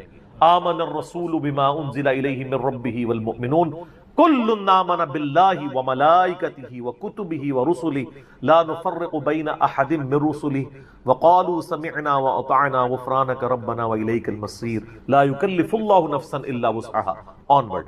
اس میں تجدید ایمان بھی ہے، اللہ پر ایمان، کتابوں پر، فرشتوں پر، اس کے بعد دعائیں ہیں، ربنا لا تؤاخذنا ان نسینا واخطانا، اس کے اندر توبہ شامل ہے۔ سب سے بیسٹ تجدید ایمان جو ہے سورہ بقرہ کی آخری 2 آیات ہیں، اور یہ ہمارے وظیفے میں ہم نے بلو کارڈ کے اوپر بھی لکھا ہے کہ نبی علیہ السلام نے فرمایا، اور یہ حدیث بخاری مسلم دونوں میں، جو شخص رات کو سونے سے پہلے سورۃ البقرہ کی آخری 2 آیات پڑھ لے، اس میں جو کچھ اللہ سے مانگا ہے وہ اس کو دے دیا جائے گا، یہ بھی الفاظ ہے۔ تو اس میں کیا کچھ مانگا ہوا ہے؟ تو تجدید ایمان۔ پھر صحیح بخاری میں حدیث ہے کہ نبی علیہ السلام فرمایا جو صبح یقین کے ساتھ 1 دفعہ پڑھ لے سید الاستغفار، اور شام سے پہلے اگر مر گیا سیدھا جنت میں جائے گا، اور اگر شام کو پڑھ لیا پورے یقین کے ساتھ، یقین سے مراد ہے کہ باقی توبہ کا اس کا ارادہ ہوا، صبح سے پہلے مر گیا سیدھا جنت۔ اللہم انت ربی لا الہ الا انت خلقتنی وانا عبدک وانا علی عہدک ووعدک ما استطعت اعوذ بک من شر ما صنعت ابوء لک بنعمتک علی وابوء بذنبی فاغفر لی فانہ لا یغفر الذنوب الا انت۔ یہ سید الاستغفار ہے۔ تو یہ وہ ہے توبہ جو روزانہ کرنی چاہیے، نزع سے پہلے یعنی صبح پہ پڑھے، شام کو پڑھے۔ بلکہ مسند البزار میں صحیح سند کے ساتھ ہے کہ نبی صلی اللہ علیہ وآلہ وسلم ہر فرض نماز کے بعد بھی سید الاستغفار پڑھتے ہیں، ہر فرض نماز کے بعد۔ ایک تو ہم پڑھتے ہیں نا اللہ اکبر استغفر اللہ استغفر اللہ استغفر اللہ اللہم انت السلام منک السلام تبارک یا ذا الجلال والاکرام، اس کے بعد آپ سید الاستغفار آیت الکرسی بھی پڑھیں، آیت الکرسی کے بارے میں بھی آیا ہے سنن نسائی الکبریٰ کے اندر صحیح سند کے ساتھ، ہم نے گرین کارڈ میں ڈالا ہے کہ جو شخص آیت الکرسی فرض نماز کے فوراً بعد پڑھے گا مرتے ہی جنت میں جائے گا، لیکن نماز پڑھے گا، خالی آیت الکرسی نہیں، نماز کے فوراً بعد، تو نماز بھی اس کو پڑھنی چاہیے۔ تو اس طرح یعنی تجدید ایمان والا یہ معاملہ بھی کرنا چاہیے، اور یہ وہم ہی نہیں بننا چاہیے کہ اللہ تعالیٰ معاف نہیں کرے گا۔ صحیح بخاری اور مسلم دونوں میں حدیث ہے کہ میں اپنے بندے کے گمان کے قریب ہوں، جو بندہ میرے لیے گمان کرتا ہے میں ویسا ہوں اس کے۔ جو شخص یہ کہتا ہے اللہ مجھے معاف نہیں کرے گا تو اس کو واقعی اللہ معاف نہیں، اور جو کہے گا کہ اللہ تعالیٰ مجھے معاف کر دے گا اسے اللہ معاف کر۔ تو انشاءاللہ تعالیٰ یہ کبھی ایسا نہیں کرنا چاہیے اللہ تعالیٰ سے نا امیدی والا معاملہ۔ آپ اپنے رب کے وعدوں پر، نبی صلی اللہ علیہ وسلم کے وعدوں پر یقین رکھیں کہ جس شخص نے سچے دل سے توبہ کی ہے اس کی نہ صرف توبہ قبول ہوگی سورۃ الفرقان آیت نمبر 70 کے تحت، بلکہ اس کے گناہوں کو بھی نیکیوں سے بدل دیا جائے گا۔ تو اللہ تعالیٰ رجوع لانے والوں کو پسند فرماتا ہے، بار بار رجوع لاتے رہنا چاہیے، اللہ تعالیٰ سے اپنے آپ کو آزاد نہیں کرنا چاہیے، نیکی کی ہو یا نہ کی ہو، گناہ کیا ہو یا نہیں کیا، یہ علیحدہ سے بات ہے۔ نبی علیہ السلام سے بڑھ کر کون نیک ہو سکتا ہے؟ صحیح بخاری میں حدیث ہے کہ میں بھی روزانہ 70 سے زیادہ دفعہ اپنے رب کی طرف استغفار لے کے آتا ہوں، استغفر اللہ و اتوب الیہ، نبی علیہ السلام۔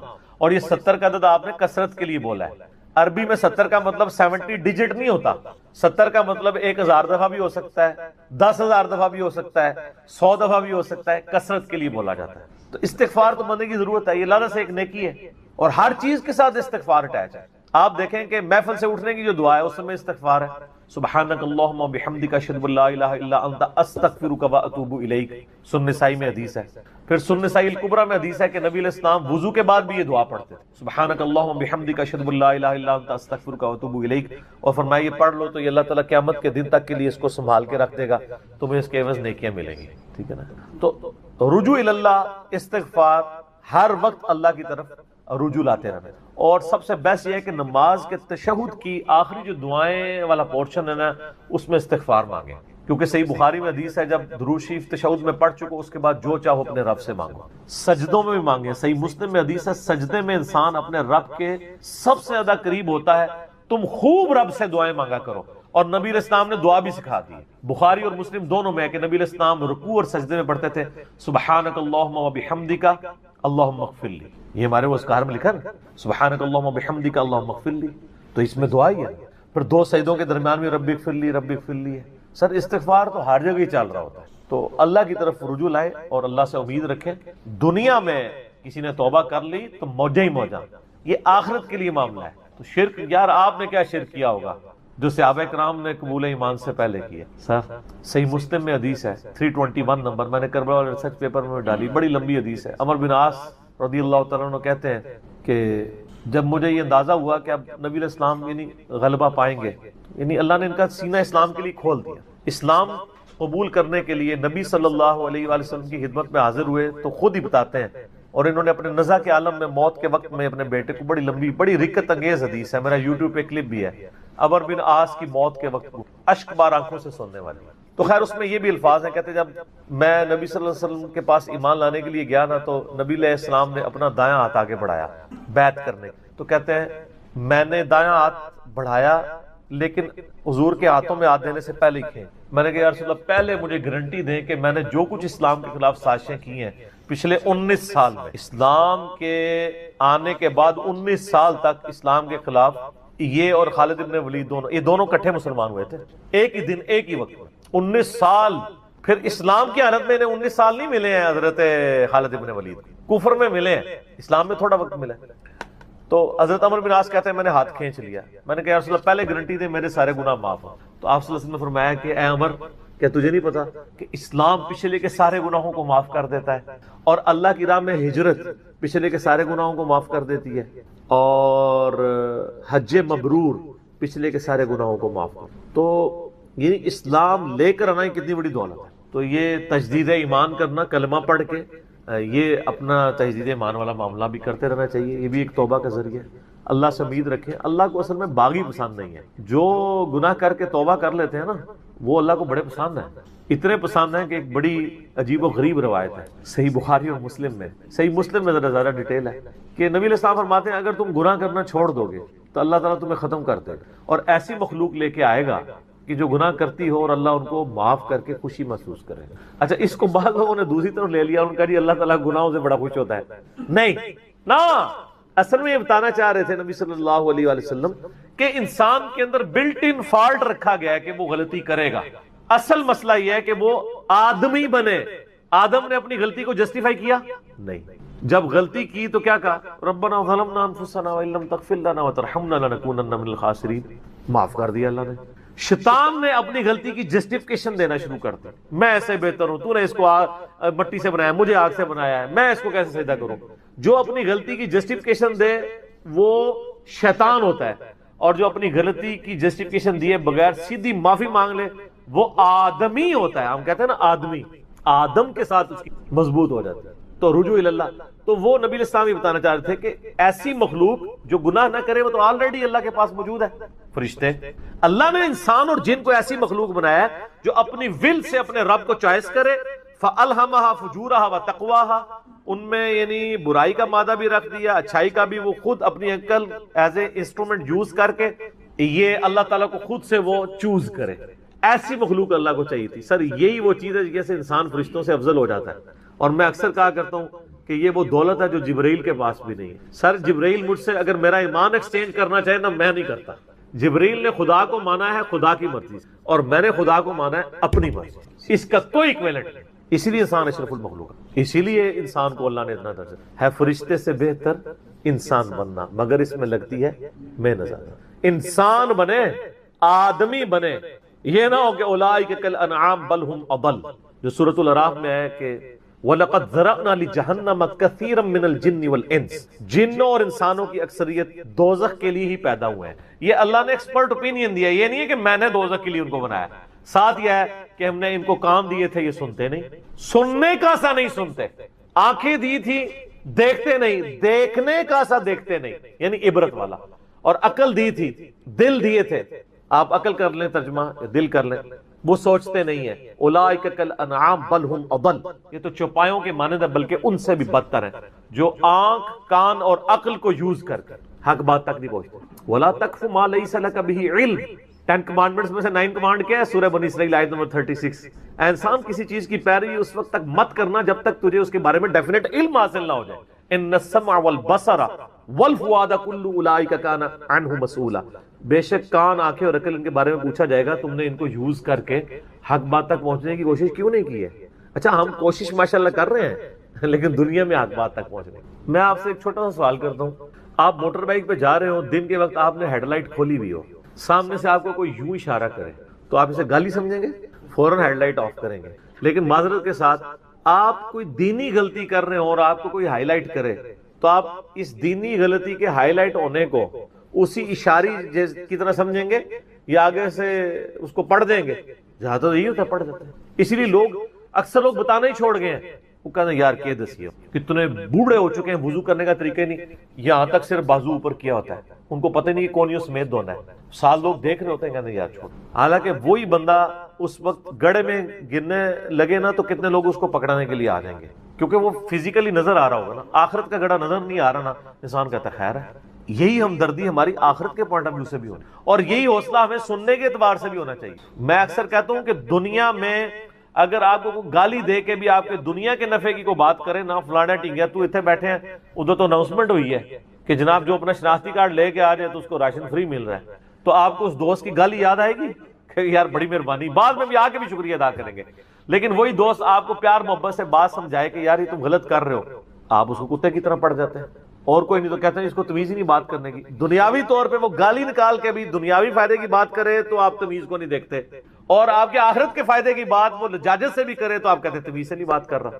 اصل میں آپ نے خود کبوتر کی طرح آنکھیں بند کی ہوئی ہیں، بلی کو غائب کرنا چاہتے ہیں لیکن بلی غائب نہیں ہوگی، تھوڑی دیر بعد آپ کی گردن مروڑ لے. وَلِعِيَاذُ بِاللَّهِ تعالیٰ. یعنی یہ ایک انسان کے اوپر ایک موت کی تلوار تو لٹک رہی ہے. ٹھیک ہو گیا؟ تو ان کو کہ بے فکر ہے، توبہ قبول ہے انشاءاللہ تعالی. اگلا سوال، کیا فرض نماز کے بعد 3 بار استغفر اللہ کے بعد ایک دفعہ سید الاستغفار بھی پڑھ سکتے ہیں؟ یہ بدعت تو شمار نہیں ہوگا. نہیں، کوئی بدعت نہیں ہوگا. صحیح مسلم میں حدیث ہے کہ نبی علیہ السلام فرض نماز کے بعد 3 دفعہ استغفر اللہ پڑھتے تھے اور پھر ایک دفعہ پڑھتے تھے اللہم انت السلام و منک السلام تبارکت یا ذا الجلال والاکرام. اور بخاری اور مسلم دونوں میں ہے کہ فرض نماز کا مکمل ہونا نبی علیہ السلام کی ہم تکبیر کی آواز سے پہچانتے تھے، یعنی بلند آواز سے آپ اللہ اکبر کہتے تھے. پہلے ایک دفعہ اللہ اکبر بلند آواز سے کہنا ہے، پھر 3 دفعہ آہستہ آواز میں استغفر اللہ. یہ ہمارے اہل حدیث بھائی جو ہیں اس سنت پہ عمل کر رہے ہیں لیکن وہ استغفر اللہ بھی اونچا بولتے ہیں. استغفر اللہ اونچا بولنا خلاف سنت ہے کہ یہ 7 چیزیں نبی علیہ السلام نے کھانے سے منع کیا ہے، اس میں اوجڑی شامل ہے، آنکھیں شامل ہیں، اس طرح کی چیزیں. تو اسپیئر پارٹس جن کو کہہ دیتے ہیں، وہ ہر چیز حلال ہے جاننا. اوجڑی اب تو انہوں نے نئی ٹرم نکالی ہوئی ہے فقہ کے اندر، یہ مکروہ ہے، حرام نہیں ہے. اگر صحیح طریقے سے صفائی کر لی جائے تو جائز ہے. وہ کھاتے ہیں، بڑے شوق سے کھاتے ہیں. ہر چیز حلال ہے جی، حلال جانور کی ہر چیز حلال ہے، آپ کھا سکتے ہیں. جس روایت کی بنیاد پہ انہوں نے کلیم کیا وہ روایت ہی گھڑی ہوئی روایت ہے. ہاں دل نہ مانے علیحدہ بات ہے. مثلا میں نے کبھی مغز نہیں کھایا، مغز تو حنفیوں کے نزدیک بھی حلال ہے، ان 7 چیزوں میں نہیں آتا، میرا دل نہیں مانتا. کئی لوگ زبان اتنے شوق سے کھاتے ہیں، ٹھیک ہے، ہمارا نہیں دل مان رہا ہوتا. بھائی جن کا دل مان رہا ہے ان کو کھانے دیں آپ. اب جو لوگ اوجڑی جن کے منہ کو لگی ہوئی ہے وہ کہتے ہیں جی اوجڑی جیسی چیز ہی کوئی نہیں ہے، تو کھانے دیں آپ. جس چیز کو قرآن حکیم میں آیا کہ اپنی زبانوں سے فوراً نہ کہہ دیا کرو کہ یہ چیز حلال ہے اور یہ حرام ہے بغیر علم کے. اور سنن ابی داؤد میں اسی آیت کے کانٹیکسٹ میں عبداللہ ابن عباس کا قول ہے کہ اللہ نے جو حرام چیزیں کرنی تھی وہ فرما دی ہیں، باقیوں کے بارے میں اللہ تعالیٰ نے یعنی اپنے شریعت کا قلم اٹھایا ہوا ہے. وہ آپ نے خود اس معاملے میں دیکھ لینا، اگر چیز آپ کو پسند ہے آپ کھائیں، نہیں پسند نہ کھائیں. حرام کا فتویٰ نہیں لگائیں گے حلال چیز کے اوپر. حلال چیز جو حلال ہے وہ حلال ہے. گوشت کے کیٹیگری میں جو چیز جانور کی فال کرتی ہے وہ آپ کھائیں گے. تو ویسے یہ لوگ کہتے رہتے ہیں اوجڑی کے بارے میں اور خود بھی بڑے شوق سے کھاتے ہیں. سیدنا یوسف علی نبینا علیہ الصلوۃ والسلام کے بارے میں صحیح بخاری میں حدیث ہے، نبی علیہ السلام جب ان کا ذکر کرتے تو کہتے کریم ابن کریم ابن کریم ابن کریم. یوسف علیہ السلام چونکہ حضرت یعقوب علیہ السلام کے بیٹے تھے اور ظاہر ہے کہ ان کی لیگیسی کو آگے کسی نے تو لے کے چلنا تھا. یوسف علیہ السلام کے 11 بھائی تھے، ان میں سے ایک بنیامین تھے جو ایسے بھائی تھے کہ ماں اور باپ دونوں کامن تھے، اور باقی جو 10 بھائی تھے، وہ دوسری والدہ سے تھے ان کے، وہ خالہ بھی لگتی تھی ان کی یوسف علیہ السلام کی، اور ظاہر ہے کہ ماں بھی تھی کیونکہ ان کے والد نے ان سے نکاح کیا ہوا تھا۔ 10 بیٹے اس ماں سے تھے، 2 یہ تھے، اور آپس میں ان کا ایک حسد والا معاملہ ہو گیا شیطان کی وجہ سے، ظاہر ہے کہ اب باپ کی لیگیسی کو کس نے آگے لے کے چلنا ہے، وہ ظاہر ہے وہ تو باپ نے تو ڈیسائیڈ ہی نہیں کرنا، وہ تو اللہ نے ڈیسائیڈ کرنا ہے۔ اب یوسف علیہ السلام کو اللہ تعالیٰ نے ایک خواب دکھایا، اور خواب انبیاء کے حق میں وحی الہی ہوتا ہے۔ بخاری مسلم میں حدیث ہے کہ خواب نبوت کا 46واں حصہ ہے۔ حضرت ابراہیم علیہ السلام کو بھی خواب میں ہی دکھایا گیا تھا، سورہ صافات میں آتا ہے کہ میں اپنے بیٹے کی قربانی کر رہا ہوں، اسی لیے انہوں نے اسے ایگزیکیوٹ کرنے کی کوشش کی اور اللہ تعالیٰ نے فدیہ بھیج دیا، لیکن ایگزیکیوٹ اتنی بڑی ایکٹیویٹی کو کرنا کہ بیٹا قربان کرنا اسی لیے تھا کہ وہ وحی الہی تھا۔ یوسف علیہ السلام کو اللہ تعالیٰ نے چھوٹی عمر کے اندر ہی 10-12 سال کی عمر میں ہی یہ خواب دکھایا کہ 11 ستارے اور سورج اور چاند انہیں سجدہ کر رہے ہیں۔ اس خواب کا ذکر انہوں نے اپنے والد سے کیا، ظاہر ہے اس زمانے میں تو والد ہی ڈائریکٹ ٹریننگ کیا کرتے تھے اپنی اولاد کی، اور ایک بڑی فرینکنس ہوتی تھی، اور پھر نبی کی اولاد حضرت یعقوب علیہ السلام کو پتا چل گیا کہ میری اس نبوت کا وارث اب یہ ہونے والا ہے، یعنی 12 بچوں میں سے اس کے سر کے اوپر یہ تاج نبوت سجنا ہے۔ تو ظاہر ہے باقیوں نے تو حسد کرنا ہے، حسد تو آ ہی جاتا ہے، آدم علیہ السلام کے بیٹوں میں آیا تھا، تو یہ اولاد آدم والا ہی معاملہ ہے۔ بہرحال وہ حسد آیا، حضرت یعقوب علیہ السلام نے یوسف علیہ السلام سے کہا تھا کہ اس خواب کا ذکر تم نے اپنے بھائیوں سے نہیں کرنا، ورنہ وہ تمہارے خلاف کوئی نہ کوئی چال چلیں گے۔ لیکن بہرحال یہ خواب والی بات کسی طریقے سے لیک ہو گئی، یوسف علیہ السلام نے تو نہیں کی، لیکن شاید آپ کی بیوی نے سنی اور انہوں نے باقی بیٹوں تک بات پہنچا دی، بل کچھ ہوا ایسا معاملہ، اور ان کو اس اعتبار سے بھی اشارے مل گئے کہ یوسف علیہ السلام کے ساتھ زیادہ برتاؤ ایکسٹرا آرڈنری کرتے تھے یعقوب علیہ السلام، کیونکہ انہیں پتا تھا کہ یہ اللہ کے پیغمبر ہے اور انہوں نے اس توحید کی دعوت کو میرے بعد آگے لے کر چلنا ہے۔ حضرت یعقوب علیہ السلام کے جو باقی بیٹے تھے 10، 11واں تو خیر وہ چھوٹا تھا، وہ ان کا چھوٹا بھائی تھا، اس کے ساتھ تو مسئلہ کوئی نہیں تھا۔ وہ 10 بیٹوں نے اپنے باپ سے کہا کہ ہم دیکھتے ہیں کہ آپ بڑے پوزیسو ہیں یوسف کے معاملے میں، اسے آپ ہمارے ساتھ بھیجیں، یہ بھی ہمارے ساتھ کھیلا کودا کرے، جب ہم اپنے جانوروں کو چرانے کے لیے لے جاتے ہیں تو اس کو بھی ساتھ لے جائیں گے، تھوڑی اس کی بھی آؤٹنگ ہو جائے گی۔ تو حضرت یعقوب علیہ السلام کو یہ بات کلک کر گئی کہ یہ کچھ کرنا چاہتے ہیں، ان کو تو اندازہ ہی نہیں تھا کہ اتنی بڑی آزمائش ان کا انتظار کر رہی ہے۔ یار 40 سال کی جدائی آپ امیجن کریں، اور قرآن میں آیا کہ وہ نابینا ہو گئے تھے رو رو کے، اس تکلیف سے وہ گزرے۔ تو انہوں نے کہا کہ مجھے خطرہ ہے کہ تم یوسف کو صحیح طریقے سے دیکھ بھال اس کی نہیں کرو گے، کیئر لیس ہو جاؤ گے، چھوٹا بچہ ہے، کوئی بھیڑیا اس پہ حملہ آور نہ ہو جائے۔ انہوں نے کہا ہمارے ہوتے ہوئے 10 بھائی جس کے ہوں تو پھر تو ہم پھر نام کے ہی جوان ہوئے۔ بہرحال وہ تقدیر میں لکھا تھا، ایسا تو ہونا تھا۔ یوسف علیہ السلام نے وہاں پہنچنا ہی تھا جہاں اللہ تعالیٰ نے انہیں اتنا بڑا منصب عطا کرنا تھا۔ وہی ہوا، تنگ آ کے یعقوب علیہ السلام نے اجازت دے دی، وہ لے گئے یوسف علیہ السلام کو، اور پلان یہ بنایا کہ اسے قتل کریں گے۔ لیکن ایک بھائی تھا جو آڑے آ گیا، اس نے کہا قتل نہ کرو، ہے تو ہمارا بھائی، ہم اسے کسی کنویں میں ڈال دیتے ہیں۔ اور ان زمانوں میں جو قافلے گزرا کرتے تھے وہ کنویں پہ پانی کے لیے رکتے تھے، تو ہو سکتا ہے کہ کوئی نکالے تو یہ اس کے ساتھ ہی چلا جائے، جان چھوٹ جائے، قتل نہ کرو۔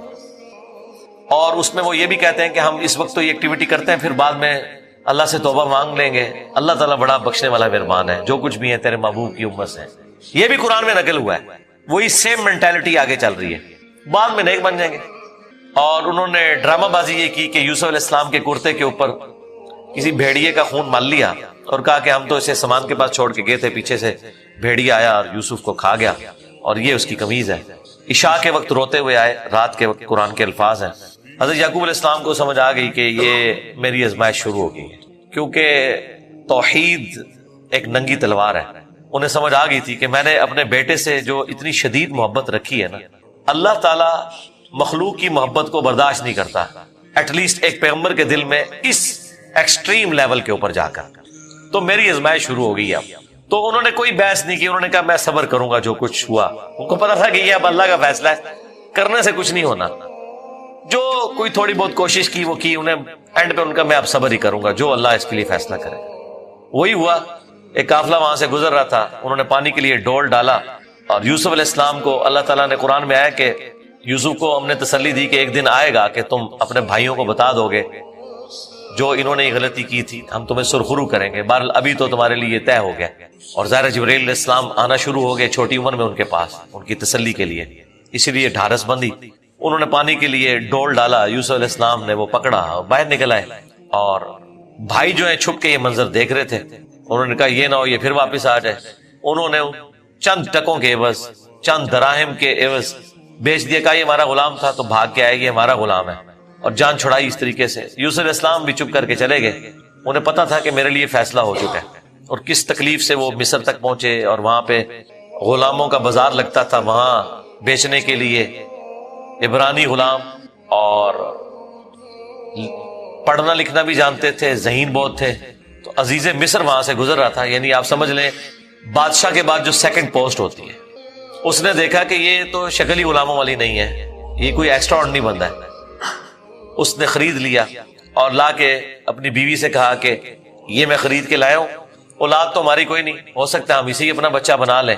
اور یوں یوسف علیہ السلام کہاں دور دراز کے شام کے علاقے جو سویلائزڈ بھی نہیں تھا، بھیڑ بکریاں چرانے والے بدو لوگوں میں سے اٹھ کے اس وقت کی سب سے سویلائزڈ حکومت مصر کی، فرعونوں کی حکومت، آج تک آپ یہ اہرام مصر گیزا کے جو ہے پیرامڈز یہ دیکھ رہے ہیں، یہ ان لوگوں نے تعمیر کیے ہوئے ہیں۔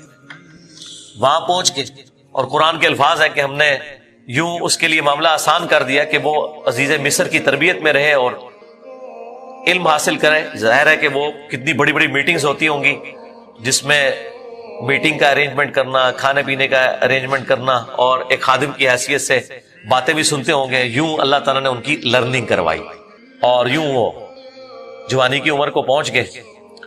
اب عزیز مصر کی جو بیوی تھی، ظاہر ہے کہ وہ ادھر کا جو ماحول تھا ایک بے حیائی کا، اس کا وہ شکار تھی۔ وہ صرف وہ نہیں تھی، باقی عورتیں بھی تھیں، اس کی قسمت مری ہوئی تھی اس اعتبار سے کہ آزمائش سب سے پہلے اس پہ پڑی۔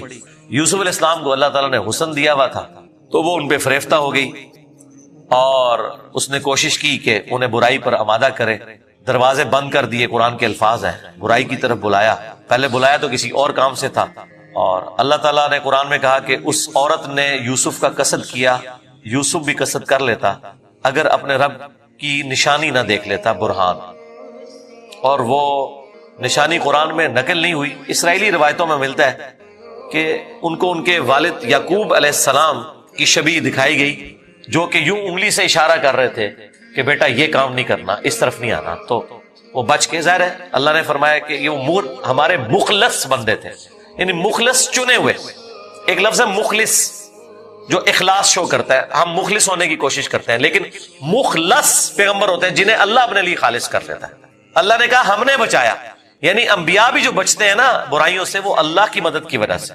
بہرحال اس تکلیف سے وہ گزرے، خبر لیک ہو گئی، کیونکہ جب اس نے قصد کیا تو یوسف علیہ السلام بھاگے، اللہ تعالیٰ نے معجزانہ طور پر وہ دروازے کھول دیے، اور یہ سین جس طریقے سے انہوں نے فلمایا ہے پہنچا دیا جی انہوں نے اس جگہ پہ، اس فلم کے اندر ایران والوں نے۔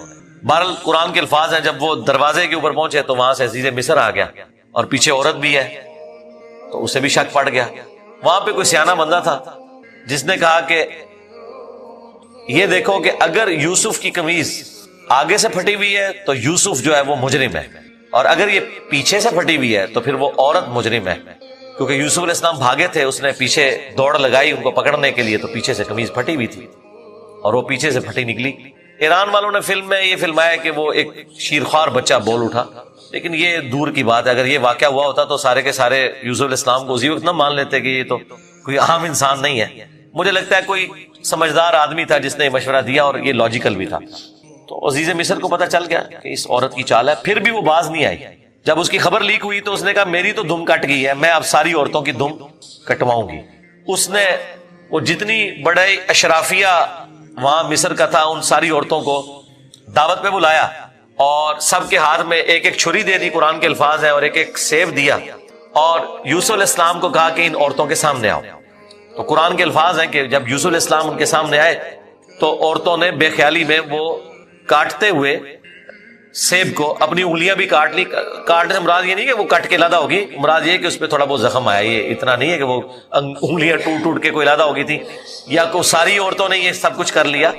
ڈاکٹر سار صاحب نے اس کی اچھی توجہ بیان کی ہے کہ ہو سکتا ہے کہ کسی عورت کی انگلی زخمی ہو اور یوسف علیہ السلام چونکہ غلام تھے وہ اس کی طرف متوجہ ہوں کہ میں اس کو پٹی کر دوں یا اس کے لیے کچھ ارینجمنٹ کروں, تو باقی عورتوں نے یوسف علیہ السلام کو اپنی طرف اٹریکٹ کرنے کے لیے جان بوجھ کے خود ہی اپنی انگلی کاٹی ہو کہ تاکہ وہ متوجہ ہو.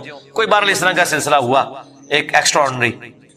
اور جب یہ حالت ہوئی تو اس نے پھر کہا کہ ہاں یہ تھا جس کے لیے تم مجھے بات کر رہی تھی, تم لوگ بھی تو اس میں گرفتار ہو گئے. اور پھر اس کی ڈٹائی ہے, اس نے کہا کہ میں اسے برائی کی طرف بلا رہی ہوں, اگر اس نے یہ میری بات نہ مانی تو میں اسے جیل میں ڈلوا دوں. تو یوسف علیہ السلام نے دعا کی کہ یا اللہ مجھے جیل قبول ہے اس برائی کے عوض کہ میں تیرا مجرم بنوں. دیکھیں کوئی گناہ بھی نہیں کیا, برائی سے بچے ہیں. ہم ہوں تو ہم کہ ہمیں انعام ملے, وہ کہہ رہے ہیں مجھے انعام میں جیل مل جائے کہ میں ان کے شر سے بچ جاؤں.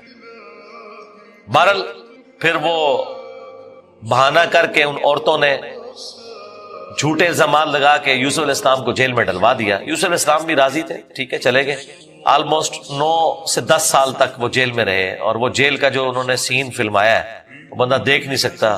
جو وہاں پہ کسپرسی کی حالت تھی بال انہوں نے گزاری, لیکن آپ کے اخلاق سے متاثر ہو کے دعوت توحید بھی وہاں پہ پہنچی.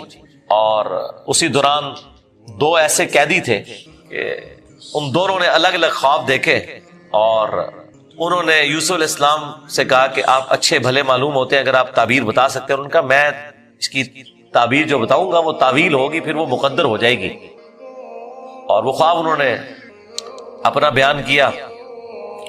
ایک نے خواب یہ بیان کیا کہ میں نے یہ دیکھا کہ میں اپنے رب یعنی اپنے اس بادشاہ کو شراب نچوڑ کے دے رہا ہوں. دونوں کے قتل کے فتوے جاری ہو چکے ہوئے تھے.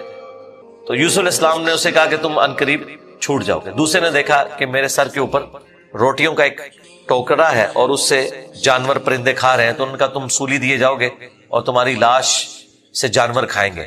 اور وہی ہوا.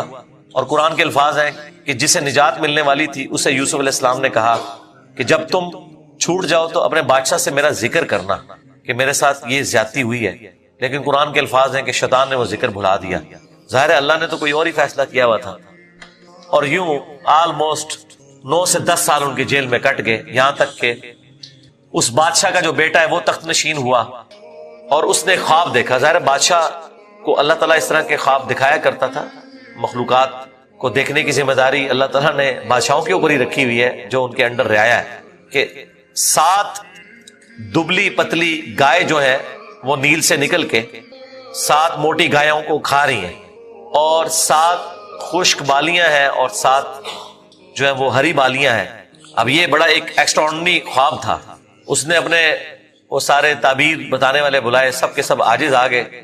تو وہ جو چھوٹ چکا تھا ایک قیدی, وہ بادشاہ کا بڑا قریبی تھا جو اسے شراب بنا کے دیتا تھا, اسے یاد آیا کہ ہاں ایک شخص قید میں ہے. اور یاد کب آیا دیکھیں 9-10 سال کے بعد. اس نے کہا میں ایک ایسے شخص کو جانتا ہوں کہ جو آپ کو اس کی تعبیر بتائے گا. تو وہ بادشاہ نے کہا ٹھیک ہے اسے لے آؤ یہاں پہ. یوسف علیہ السلام نے تعبیر بتا دی جو باقی معبر نہیں بتا سکے. بادشاہ کو بھی لگا یہ تعبیر اسی طریقے سے کہ 7 خوشحالی کے سال آئیں گے اور اس کے بعد 7 سال آئیں گے 7 ایئرز قحط سالی کے, جس میں آپ یہ والا غلہ جو سٹور کیا ہوگا وہ استعمال کریں گے, اور پھر اس کے بعد بارش ہوگی. 7 سال تک بارش نہیں ہوگی, اور ان 7 سالوں کے لیے آپ نے اپنی وہ والی گندم سنبھال کے رکھنی ہے جو ان خوشحالی کے 7 سالوں میں خوب پیداوار ہوگی. تو بادشاہ نے کہا انہیں بلا کے لاؤ. انہوں نے کہا نہیں پہلے میرا وہ مسئلہ حل کریں جو میرے اوپر الزامات لگا کے ان عورتوں نے اندر کیا.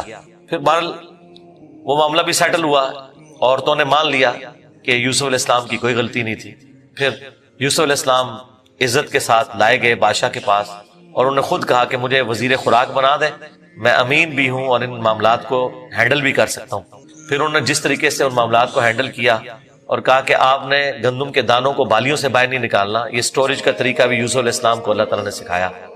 یوں گندم خراب نہیں ہوتی, سال ہر سال آپ استعمال کر سکتے ہیں. آج بھی گندم اسی طریقے سے سٹور ہوتی ہے. اب وہ قحط سالی صرف مصر تک نہیں تھی, شام تک بھی پھیل چکی تھی. اور وہی بھائی بالآخر گندم کی تلاش میں مصر آئے. انہیں تو پتہ ہی نہیں تھا کہ ان کا بھائی یہاں کا بے تاج بادشاہ بن چکا ہے. یوسف علیہ السلام نے انہیں پہچان لیا. ان تو سوچے نہیں تھا کہ یہ سب کچھ ہوا, کوئی اس وقت انٹرنیٹ کوئی اس طرح کی تو چیز ہے ہی نہیں تھی. تو یوسف علیہ السلام نے انہیں غلہ دیا اونٹ بھر کے, اور جاتے ہوئے خادمین کو کہا کہ ان کی جمع پونجی بھی آپ نے ان کے اسی سامان کے اندر رکھ دینی ہے تاکہ یہ متاثر ہوں اور اگلی دفعہ پھر آئیں. اور پھر ان سے انٹرویو کیا